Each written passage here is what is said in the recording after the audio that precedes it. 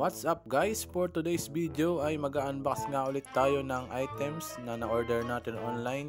At ito ang Snapo Portable Lababo. Ayan. So kung gusto nyo nga ng extrang lababo or kung wala naman kayong lababo tulad ko, or gusto nyo lang maglagay ng lababo dun sa mga kwarto ninyo, eh tamang-tama nga pala ito guys. Ayan, at ang ganda ng pagkakapak ng ating items.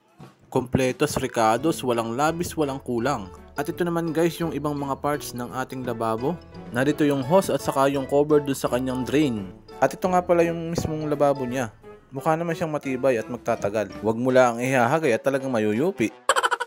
Ito naman guys yung magsisilbing stand ng ating lababo. Maganda siya guys dahil gawa siya sa plastic. Tama lang to guys dahil ilalagay ko to sa labas para hindi agad kalawangin kung sakaling stainless, di ba ga? Malimit na babasa yung ilalim syempre, di ba ga, pag naguhugas tayo.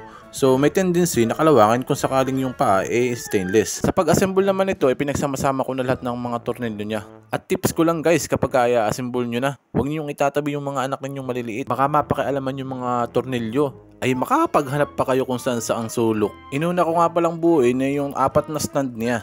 At tamang-tama naman nung malapit ko nang mabuo yung mga stand, ay lumapit na yung aking maliit na batuta. Sabi ko doon sa taga-camera ko, medyo itas-tas mo naman ang shot. Aba, ay itinas nga. Pati naman paan niya isinama. At hinuli ko na nga itong mismong lababo niya. Sabi ko'y pagkalagay ko'y, aba galing, saktong-sakto. Abay natural han.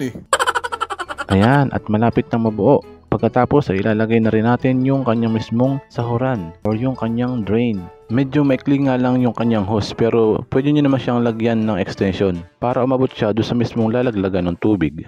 Ayan, tapos na siya guys. At kung gusto nyo rin nga pala nito guys, ilalagay ko na lang yung mismong link doon sa description para maka-order na rin kayo. Maraming salamat. Please follow me, like, share, and subscribe.